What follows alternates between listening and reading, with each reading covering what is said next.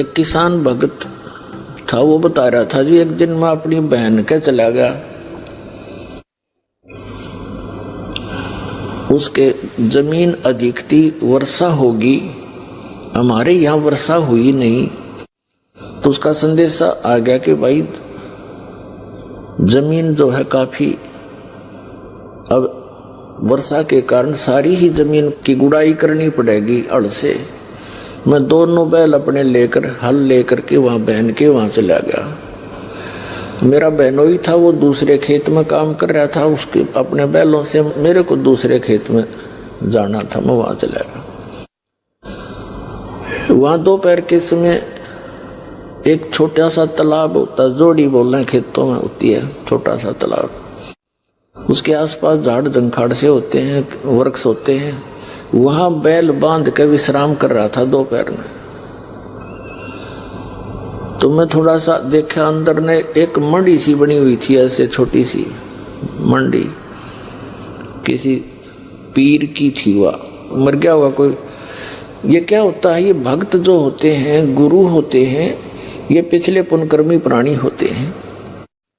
पिछली battery charge होती है इनकी, और आगे सत भक्ति ना मिलने से आगे चार्जर होता नहीं, तो ये मर जाते। मृत्यु के बाद भी इनमें कुछ भक्ति की शक्ति शेष रह जाती है, और वो प्रेत बनकर भटकते रहते हैं।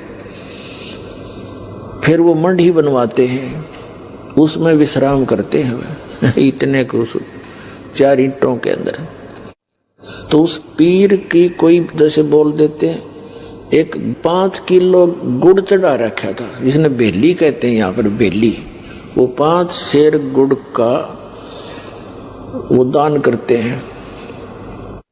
तो मैंने देखा गुड़ बड़ा सुंदर बढ़िया, मैंने वो उठा के कुछ तो आप खाया और कुछ बैलों को खिला दिया। खेतों में चारा चराते, इसमें फोड़ फोड़ के उनका गिर दिया। तो शाम न मैं घर आ गया। रात को मैं सोया तो मुझे एक 5-1 फुट का, 4-4.5 फुट का व्यक्ति दिखा, दाढ़ी सी बड़ी हुई, साधु संत जैसा, और लाल आंख कर रखी उसने, भयंकर सा चेहरा बना रहा। और बोला, मेरा गुड़ तूने खा लिया? तो सपना ही होता है। मैं कहने लगा, बाबा जी तेरा गुड़ ना था, मैं तो मंडी पर तले आया था ठाके। बोला, वो मंडी मेरी ही है, मैं पीर हूं, फलाना हूं। और जो बोला, तू तगड़े की शरण में है, ना तन्ना मारूं और तेरे बैलान मारता। वो बोला, भाई सपना टूट गया, डर सा तो गया। बोला कि मैं एक बार अग्यू के बोला आगी, भाई एक दिमाग खुली तो कुछ भी को ना। तो सुबह मैंने अपनी बहन और बहनोई से बताया, तो वो दोनों शक पके है रह गए कि तू जीवे कैसे है। वहां तो कितनी जबरदस्त बला रहती है, उसका किसी ने भी कोई वस्तु ऐसे कर दी गड़बड़, वो जीवित नहीं छोड़ा करता, तू बच कैसे गया।